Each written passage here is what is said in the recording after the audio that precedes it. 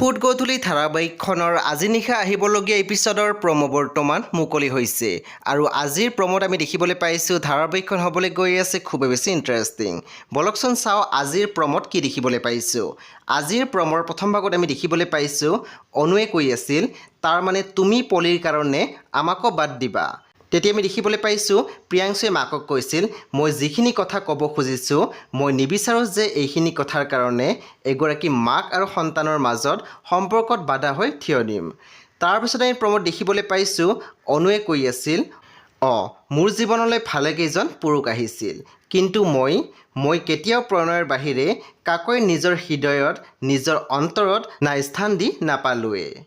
সেই বন্ধু বান্ধৱীসকল আজি নিশা 8:30 বজাত ৰং টিভিত আহিবলগীয়া ফুড গধূলি ধাৰাবাহিকখন খুব বেছি ইণ্টাৰেষ্টিং হ'বলৈ গৈ আছে। সেয়ে আপোনালোকে চাবলৈ একেবাৰে নাপাহৰিব।